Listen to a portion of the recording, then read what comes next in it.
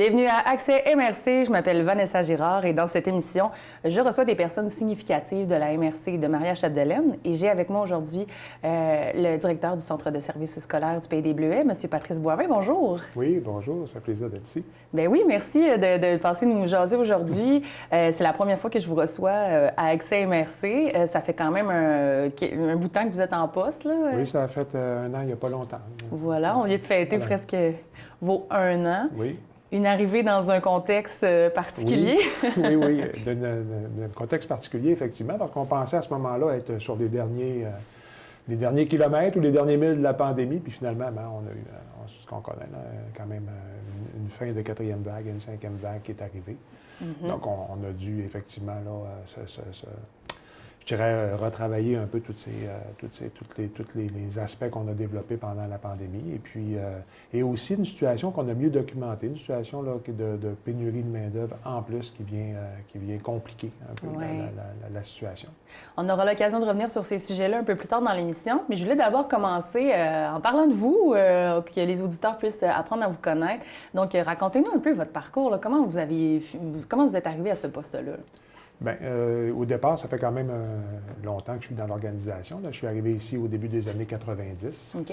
C'est l'amour qui m'a amené au Lac-Saint-Jean parce que je suis originaire du Saguenay, là, alors un gars d'Arvida. Alors, puis les gens d'Arvida, on a une appartenance assez importante. On ne dit pas Jonquière ou on ne dit pas Saguenay, on dit Arvida, comme j'ai quitté depuis quand même longtemps. Là.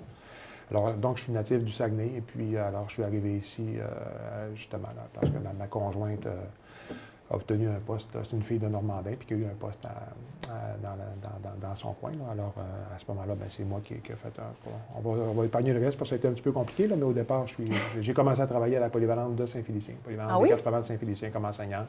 Enseignant, oui. Moi, j'étais en enseignement moral et religieux et en formation personnelle et sociale. Alors, j'ai fait ça pendant 6-7 ans. Et puis après ça, j'ai eu un poste de directeur adjoint. J'ai été directeur pour 3 ans, directeur de l'école pendant 15 ans. Alors, on a décollé le programme d'éducation internationale. On a développé aussi le service pour les élèves qui avaient des besoins particuliers à l'école pendant toutes ces années-là. Et puis, après ça, donc après 15 ans, j'ai été 3 ans et demi en formation professionnelle. Alors, un autre défi juste avant la direction générale. J'ai fait 3 ans et demi en formation professionnelle. J'ai adoré vraiment aussi cette expérience-là. Complètement quelque chose d'autre. Et puis après ça, bien, depuis l'année passée, la direction générale, mais ça m'a permis aussi de connaître justement la réalité du secteur, ce qu'on appelle nous le secteur jeune, le secondaire particulièrement, puis de connaître aussi le monde des adultes. Là, puis, avec des bons défis aussi il y avait quand même une baisse de clientèle importante au niveau de la formation professionnelle. Il y avait des efforts qui avaient été commencés que moi j'ai poursuivis, ce qu'on appelle individualiser les programmes, là, pour être capable d'entrer à peu près n'importe quand dans plusieurs programmes, là, dans la quasi-totalité des programmes. Alors, on a fait ce travail-là là, avec l'équipe qui est en place. Alors, c'est un peu mon parcours comme ça. Donc, je suis ici depuis quand même un bon petit moment, là, et très heureux. Oui, ça fait plusieurs années, dans le fond, que vous êtes qui était d'abord la commission scolaire. Oui, j'ai connu, effectivement. Moi, j'ai connu les quelques années de la commission scolaire. J'ai même connu Lavalière, à l'époque, là, qui était celle de Saint-Félicien. Puis après ça, le regroupement avec le Pays des Bleuets en 97. Quelque part par là, 97, 98, je ne sais pas trop exactement les années, mais c'est dans ce coin-là.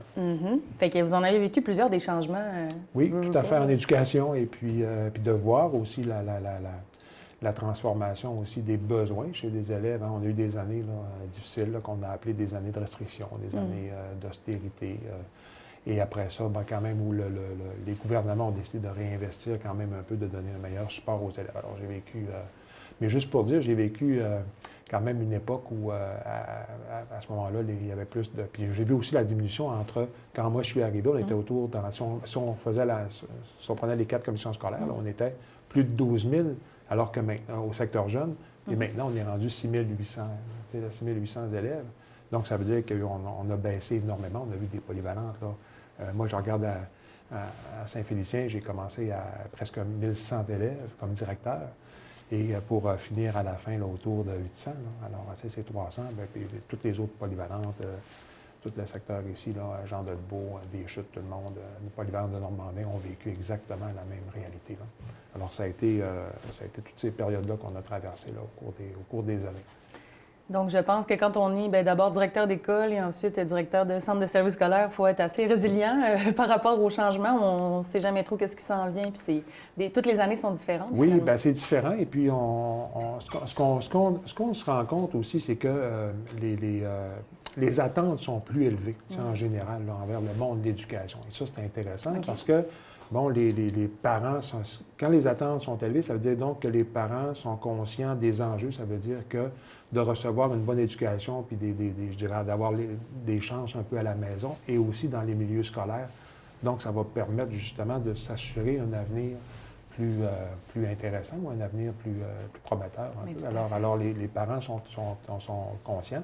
Mais en même temps, ces attentes-là mettent aussi souvent de la pression aussi sur les milieux. Alors ça, il faut... puis l'importance du partenariat entre les familles, puis l'école et le centre de service est extrêmement important.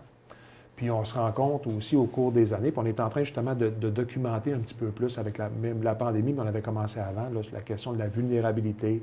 On sait que le ministère a des indicateurs pour la défavorisation, des milieux plus défavorisés que d'autres. Des fois, ça varie un peu. La défavorisation, c'est déterminé par le revenu familial, mais aussi de la scolarité de la mère, de l'encadrement parental, les capacités d'encadrer les gens. Alors, il y a ces facteurs-là. Donc, nos milieux évoluent là-dessus. Puis, ce qu'on se rend compte, ce qu'il ne faut jamais lâcher, c'est qu'on a quand même, que ce soit dans des écoles défavorisées ou même dans les autres écoles, des zones de vulnérabilité là, chez plusieurs élèves qu'on observe et qui font qu'on a l'impression parfois, puis c'est ça qu'on veut mieux documenter, que ceux qui ont toutes les chances, au niveau familial, au niveau des opportunités, des cours et ça, il y a des jeunes qui ont beaucoup de chance et il y en a d'autres qui en ont moins. Et nous, justement, le rôle de l'école, c'est de contrer ça et d'essayer d'égaliser ces chances-là pour que l'ensemble de nos élèves, peu importe d'où ils viennent, peu importe leur statut socio-économique, soient capables d'avoir accès à, premièrement, une diplomation, qualification, et de se donner aussi, puis toute l'éducation qu'on fait aussi autour, là, de prévention de violence, des habiletés sociales et tout ça, mais qu'on donne des chances égales un peu à tout le monde. Alors ça, c'est un défi extrêmement important. Et la pandémie, malheureusement, on va devoir redoubler d'efforts parce que ça doit accentuer ces écarts-là. On l'a vu, c'est documenté de plus en plus. Oui, de quelle manière, par exemple? Bien, dans le sens de dire, ne serait-ce qu'au niveau du suivi de l'encadrement. Quand tu es jeune, bon, c'est sûr, on était quand même chanceux, il faut le dire, au centre de service puis dans l'ensemble des milieux. Là, si on compare, mettons, à des régions, à certains secteurs de Montréal et tout ça, où ils ont vraiment, eux autres, été plusieurs semaines, des fois, là, en enseignement à distance. Parce que la pandémie, ils ont été en zone rouge là, beaucoup plus longtemps que nous autres. Alors ça, on a eu moins un peu ça. Mais il reste qu'il y a quand même eu beaucoup de jeunes qui ont été isolés, quand je parle d'isolement pour la COVID ou les proches qui étaient touchés. Alors, il y a eu beaucoup d'absentéisme. Les milieux ont été brassés aussi, dans le sens beaucoup, les milieux familiaux, les parents qui doivent rester à la maison, qui soient en perte d'emploi ou en situation. Alors, c'est un peu dans cet esprit-là que ça accentue. Donc, il y a des parents qui avaient des outils, qui avaient des moyens davantage d'aider les élèves, et d'autres chez qui c'était plus difficile. Alors, c'est pour ça que... Puis l'équipe, un peu avec mon prédécesseur, là, M. Ouellette, avait fait le choix aussi. Bon, j'étais directeur d'école, on s'est associés. Exemple, ici, dans le centre de service, on n'a pas lésiné. On a vraiment même pris beaucoup de sous qu'on avait. On n'avait pas des gros surplus, mais on a pris ce qu'on avait, on l'a pris beaucoup pour outiller chacun des jeunes. Donc, au moins, là, que ce ne soit pas, est-ce qu'à la maison, il y a un ordi? Est-ce que la maison, le parent a des outils pour ça? Donc, depuis déjà plus qu'1 an, chaque jeune a maintenant un outil, que ce soit du préscolaire, aller jusqu'à la fin du secondaire et même en FP adulte, les outils sont disponibles aussi. Donc, tout le monde a accès à un équipement. Fait que s'il va à la maison, au moins, il va être capable de travailler. Alors, c'est des exemples un peu comme ça. Bien oui, parce que pendant la pandémie, pas d'outils pour être en ligne, ça voulait dire ne pas avoir d'école. Et ça a pu, tu sais, là, évidemment, vous avez pris les moyens là, pour que tout le monde puisse y avoir accès, mais aussi, pendant la pandémie, ça a pu décourager certains étudiants. On pense entre autres aux jeunes du secondaire. C'était très difficile pour eux. Oui, tout à fait. On s'aperçoit, là, parce qu'on a recruté, d'ailleurs, c'était à l'intérieur de notre personnel, mais une personne, le ministère a mis en place un programme qui s'appelle un agent de liaison. Donc, un agent vraiment, un agent de persévérance, autrement dit. Et le rôle premier de cette personne-là, c'est d'établir des contacts, parce que c'est correct. T'sais, mettons, quand un jeune nous dit bon, qu'il va quitter le secondaire, on comprend bien, là, sans être diplômé ou rien, pas complété, là, à partir de 16 ans et plus, mais souvent, il va nous dire, je vais aux adultes, mais est-ce que vraiment, là, des fois, on le suit un peu au départ, mais es-tu vraiment allé aux adultes? Est-ce qu'il y a de la rétention? en formation professionnelle, tout ça. Alors, il y a des jeunes qui ont des projets comme ça, puis des fois, bien, ils tombent un petit peu dans le vide, si on veut, parce qu'on n'a pas les outils pour suivre un peu plus à long terme ou à moyen terme ces gens-là. Alors ça, ce poste d'agent de la persévérance, d'agent de liaison, va faire ce suivi-là des jeunes. Et on a quand même un certain nombre de jeunes, mais il y a des déménagements. On avait quand même une cinquantaine de départs. Il y a des déménagements, puis il y a des gens qui sont effectivement là, dans d'autres écoles, mais il y a quand même plusieurs personnes qui quittent à l'école. Et la situation économique, actuellement, la pénurie de main-d'œuvre, ne nous aide pas. Et ça, on le voyait aussi, nous autres, dans d'autres régions.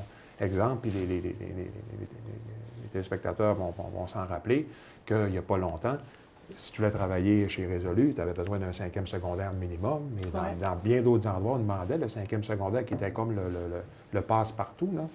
Bien, alors que maintenant, les entreprises n'ont plus le luxe. Maintenant, ils vont demander un 3e secondaire ou une formation minimale. Alors, le jeune qui quitte puis les salaires ont augmenté. Alors, un jeune qui va sortir à 16, 17 ans, 18 ans peut se trouver de l'emploi maintenant à 15 $. Il n'y a pas longtemps, on rêvait du 15 de l'heure, là, alors que maintenant, même si ce n'est pas le salaire minimum, souvent dans la vraie vie, c'est un peu comme ça. Alors, donc, le jeune qui a plus de difficultés peut avoir accès à de l'emploi facilement, des nombres d'heures qu'il veut sans problème, des salaires quand même qui, à 16, 17 ans, peuvent apparaître intéressants. Alors, c'est des enjeux. On voyait, nous, quand on avait des rencontres nationales, d'autres écoles ou, d'autres organisations qui vivaient ça. Entre autres, je pense, dans le centre du Québec et tout ça.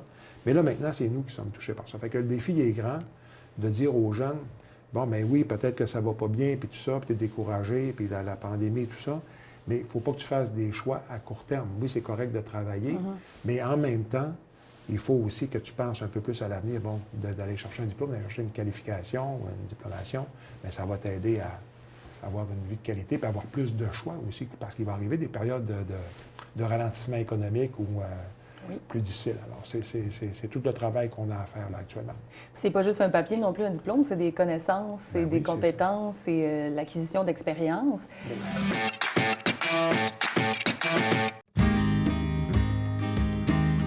La série documentaire Les Artisans de la Terre présente en un clin d'œil le quotidien de 8 producteurs agricoles du nord du Lac-Saint-Jean dans la MRC de Maria-Chapdelaine.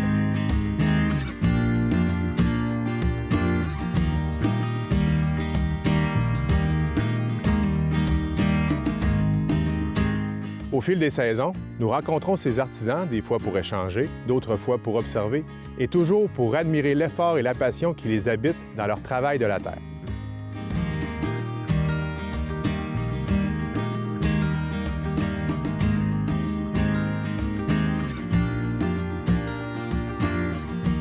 Découvrez différentes productions agricoles d'une façon simple, sans artifice, mais qui sauront vous captiver et vous surprendre. L'agriculture dans ce qu'elle a de plus vrai, authentique et grandiose.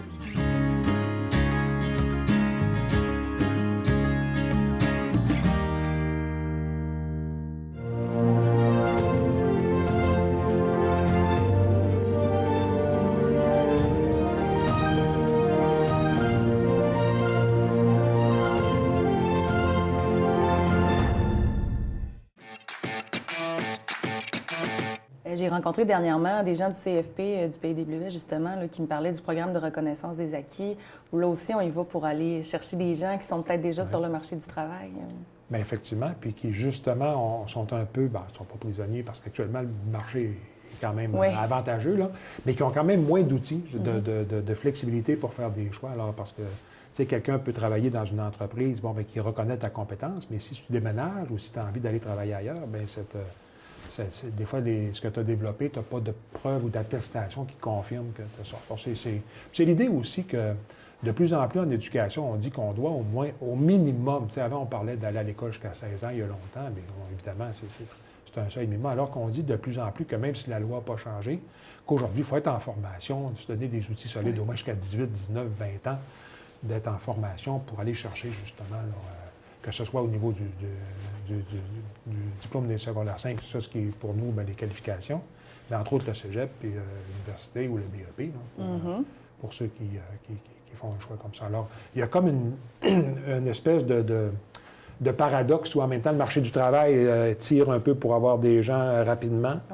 Puis nous qui disons à quelque part, bien écoutez, la qualité de la formation, la qualité du développement des compétences sera toujours un enjeu important. Mais ce qui est intéressant, c'est qu'il y a toutes sortes de modalités là, qui se développe un peu. Puis vous avez mentionné tantôt la reconnaissance d'acquis, des formations un peu plus brèves qui vont être offertes aussi. Alors, les choses évoluent rapidement.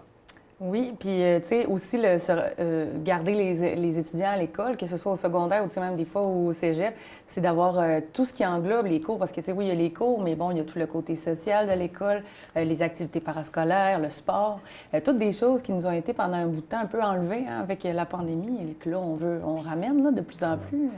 Et c'est extrêmement important. Et c'est tellement important ce que vous mentionnez là, parce que c'est effectivement, parce que souvent, on l'oublie un peu des fois comme adulte, mais quand on se rappelle, nous, lorsqu'on était plus jeunes, tu sais, quand les sports, quelqu'un qui aime les activités artistiques, qui aime les sports, comment ce sont des sources de motivation, même si c'est pas tant d'heures par semaine, il y en a qui, évidemment qui s'impliquent beaucoup, là, mais il y en a qui juste peut-être les 2 pratiques puis les 2 matchs, ou tu sais, ces choses-là, ça vient donner un sens, ça donne une motivation supplémentaire.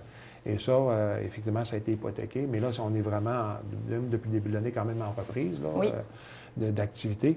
Mais en même temps, il y a des jeunes aussi qui avaient un peu décroché, puis qu'on dirait qu'ils ont de la difficulté à reprendre je dirais le rythme un peu là-dedans. Mais on s'aperçoit quand même que depuis le début de l'année, on a une espèce de crescendo. Là, les jeunes commencent à se réimpliquer et à se réinvestir dans leurs engagements. Oui, parce que, tu sais, ça a l'air d'avoir passé vite 2 ans, mais 2 ans dans un parcours scolaire, 2 ans quand tu as de 14 à 16 ans, c'est une grosse différence quand même.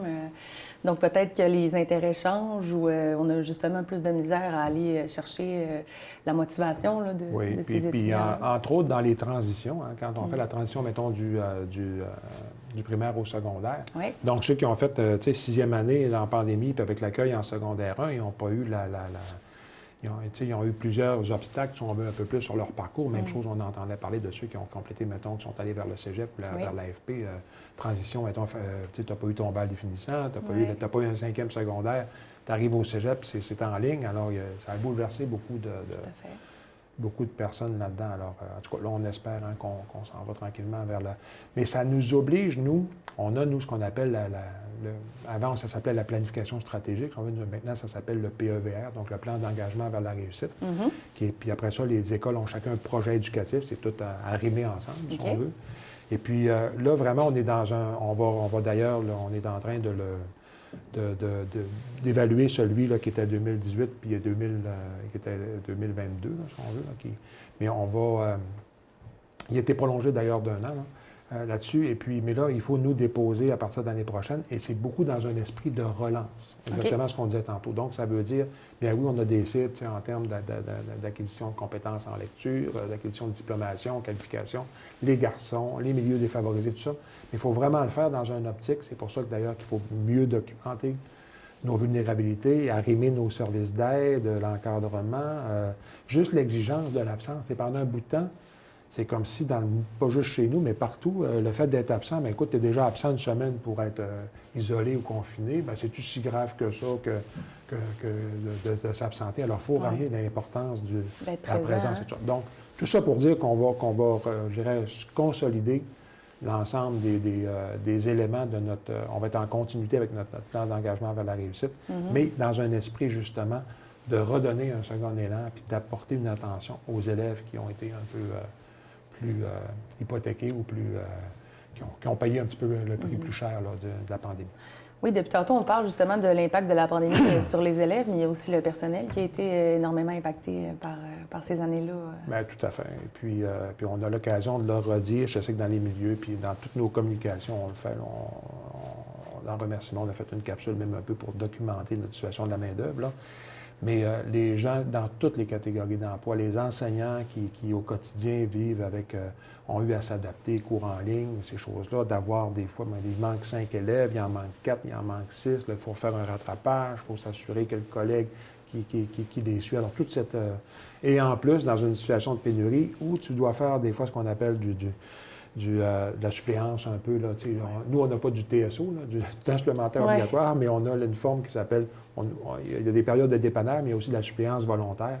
Mais il y a beaucoup de collègues qui doivent en plus aller aider, remplacer dans d'autres groupes ou dans des périodes libres. Pendant ce temps-là, tu as moins de temps pour ta correction, il faut que tu la fasses le soir, alors tout ça. Et dans toutes les catégories d'emploi de professionnels, l'équipe psychosociale qui est extrêmement sollicitée actuellement. en raison des besoins qu'on connaît, puis du fait que le réseau de la santé est aussi hypothéqué que nous. Alors, tous les services sociaux, les directions d'école qui doivent rentrer tôt le matin, sortir plus tard le soir pour gérer tout ce qu'il y a au travers de la pandémie puis de la gestion des mesures sanitaires. Ça a été c'est une période extrêmement exigeante qu'on vit. Et on ne le dira jamais assez à quel point là, on est reconnaissant envers tous les employés là, du centre de service, parce qu'on a quand même 1500 personnes au centre de service. Des fois, on l'oublie à quel point c'est un gros employeur là, dans le secteur. Oui, tout à fait. Puis les gens des services de garde, des services de garde qui ont beaucoup augmenté en termes de clientèle depuis quelques années. Oui. Alors, tout le monde est sollicité là, partout. Alors, puis tout le monde vit ses réalités. On est des parents, on est des gens. Fait que, Mais oui, parce que je me souviens, quand moi, j'étais au secondaire, prête à choisir ma carrière, on nous disait quasiment aller étudier pour être prof, il va y avoir une liste d'attente, puis il va falloir que tu ailles faire ton stage à l'autre bout du Québec. Puis il y avait tellement de monde qui voulait aller devenir enseignant. Puis aujourd'hui, on en cherche. Il y a eu quand même en peu d'années un contexte qui a fait en sorte que ça a changé. Puis rapidement, hein, c'est ça qui est surprenant. Moi, j'ai toujours donné, j'ai arrêté l'année passée, là, mais j'ai toujours donné 2 cours par année qui s'appelaient éthique et enseignement à l'UQAM. Okay. Alors, le soir, là. Et puis j'avais des étudiants en enseignement. Alors, entre autres, depuis plusieurs années, c'est le seul cours que je donnais parce que c'était pour des jeunes. Puis je trouvais ça intéressant de garder en contact avec Oui. Puis j'ai eu, entre autres, moi, j'avais des étudiants en éducation physique, en activité physique, là, qui se préparaient à être prof d'éducation physique. Puis des fois, j'en avais 40, 50 dans une classe de la région. Là. Puis je me disais, là, tu sais, dans le temps, est-ce que vous pensez le parcours du combattant que vous allez avoir avant d'avoir du travail? Puis, tu sais, en éducation physique, il y en a un ou deux par école primaire. Puis au secondaire, on n'a pas tant que ça. C'est pas en français ou en maths, non? Alors, je me disais, dans le sens de dire, puis c'était des passionnés d'éducation physique comme ça, puis je me disais, mon Dieu, peut-être bien que vous allez faire des parcours dans d'autres matières un peu ou dans d'autres disciplines. Puis actuellement, même nos listes en éducation, quand tu dis que la liste d'éducation physique est aussi vide, là, alors ça montre l'ampleur qui était peut-être le champ où ça allait le plus lentement à une certaine époque. Là. Alors, ça traduit effectivement. Puis nous, mais on a aussi je dirais, des obstacles supplémentaires. Okay. Puis moi, je le disais souvent, on n'avait pas l'impression ici, en tout cas au niveau de l'enseignement, pour ce que tu mentionnais tout à l'heure, dans le sens de dire il y avait des listes d'attente, les gens savaient. Donc, on ne se sentait pas tant que ça en région éloignée. Mais actuellement, étant donné que nous, c'est plus difficile que pour les étudiants qui veulent faire du remplacement, les étudiants d'éducation, probablement, il n'y en a pas tant que ça. Deuxièmement, bien, souvent, ils vont faire du remplacement au Saguenay parce que c'est plus proche, parce qu'ils sont à l'université. Il y en a quelques-uns qui viennent, donc on est plus loin de l'université. Puis après ça, puis deuxièmement, bien, aussi, ce que ça nous prend, c'est, oui, ça nous prend des gens en poste, mais ça nous prend aussi des gens qui vont remplacer. Quand on a des formations, quand on a des gens qui s'absentent pour des maladies. Et c'est ça, actuellement, qu'on a plus. On manque de personnes, puis en plus, on n'a pas de liste de réserve, de liste de priorité d'embauche qui sont toutes nos listes partout sont à peu près vides actuellement. C'est ça. Puis là, qu'est-ce qu'on fait dans ce temps-là? C'est quoi la prochaine étape? Bien, ce qu'on fait, là, c'est vraiment, premièrement, on a au niveau des ressources humaines puis dans les écoles partout, parce que ça travaille en synergie, là, les secrétaires, les directions d'école qui recrutent comme ça. Présentement, on est dans le département des miracles. Le département des miracles, ça veut dire qu'on a quand même des gens qui vont donner un coup de main. Bon, on a des enseignants non légalement qualifiés qui viennent nous donner un coup de main. Donc, souvent, pas souvent, généralement, ils ont des bacs, ils ont quand même des compétences disciplinaires, mais ils n'ont pas la pédagogie. Donc, ils viennent nous donner un coup de main. On a aussi mettons, du côté des TES, on a des fois des gens du service de garde qui ont des cours de service de garde qui vont venir aider dans les classes. Donc, tout le monde donne un coup de main. Il y a des personnes aussi à qui ça donne du travail de plus. Donc, mettons, en service de garde, ça leur permet d'avoir des heures supplémentaires. Mais ça fait aussi toute une gestion, un bout de service de garde, un bout dans les classes, un bout de surveillance, un bout de... Alors, vraiment, actuellement, là, tout le monde, autrement dit, met la main à la pâte, mais on trouve toutes sortes de solutions. Mais, effectivement, on a d'ailleurs mieux documenté ça le printemps passé. Après que je suis arrivé un petit peu, là, je voulais qu'on fasse un peu plus de projection vers l'avenir. Mais d'ici 2025, on a au moins 20 de nos personnes, au minimum 20 qui prennent leur retraite. Et jusqu'à 2030, ça peut aller jusqu'à entre 30 et 40 Et 2030, c'est pas si loin, là. Non. Alors là, ça veut dire que Là, il faut vraiment, premièrement, travailler. Là, on a vraiment un comité, on a même une professionnelle qu'on a engagée au niveau de la rétention, de l'attraction. On a fait des sondages auprès de nos gens, dans le sens de dire sur la qualité un peu, qu'est-ce que vous voyez comme possibilité, de manière probablement de vous garder motivé puis de vous garder intéressé au travail. Puis deuxièmement aussi, de nous aider, tout le monde ensemble. Parce qu'on sait qu'on a beaucoup de gens qui sont allés quand même, dans l'époque qu'on mentionnait tantôt, plus difficile, qui sont allés travailler dans les régions où il y avait plus d'emplois. Oui. Donc, on a beaucoup d'hommes et de femmes du lac Saint-Jean qui seraient peut-être intéressés dans une deuxième partie de carrière à revenir chez nous. On en a quand même quelques-uns par année qui reviennent. Deuxièmement, bien, il va falloir aller un peu du côté du recrutement international. OK. En même temps, le recrutement international, on va faire d'ailleurs une expérience plus formelle, là, parce qu'on avait quelques demandes volontaires qu'on acceptait. On veut recruter quand même là, des personnes, parce que entre autres, des psychologues, c'est difficile, 2 psychologues, des profs en anglais, en maths sciences et en adaptation scolaire. Alors, on va aller là, cet été là, en visite virtuelle et en visite en France pour essayer de recruter 8 personnes, là, au minimum 8 personnes qui vont venir nous donner un coup de main. Donc, est-ce que chaque année, ça va être une solution de sur plusieurs facettes. Là. Donc, recruter à l'international, des gens qui reviennent, des gens qui prolongent leur carrière, des retraités qui acceptent au moins de faire un peu de suppléance. Alors, c'est un panier, autrement dit, de moyens qu'on va essayer de trouver pour répondre à ce besoin-là. Puis en espérant aussi qu'on ait des jeunes, puis ça, on va faire une promotion auprès de nos jeunes aussi qui reviennent, qui aillent en éducation. Oui. Alors, c'est ça. Mais c'est ça, hein, ça a eu tellement longtemps la réputation d'être un domaine contingenté. Oui. Puis il y a aussi quand même, le gouvernement fait quand même, entre autres pour les enseignants, puis les professionnels un peu aussi, mais les enseignants, des ajustements salariaux importants, ce qui fait que maintenant, même, ça peut être au niveau même financièrement intéressant d'être enseignant. Bien, merci beaucoup d'avoir pris le temps de venir nous parler de tous ces enjeux-là. Clairement, de nombreux défis encore pour l'année à venir. Je vous souhaite que ça se passe du mieux possible. On continue on peut suivre, en fait, là, si on veut rester informé des activités du Centre de service scolaire, la page Facebook. Oui, le site et la page Facebook, et effectivement, puis on va être de plus en plus, je dirais, proche de la population pour informer les gens sur nos enjeux. Bien, merci beaucoup, M. Boivin. Okay, merci. Et merci à vous d'avoir été là. On se retrouve la semaine prochaine pour un autre accès. Merci.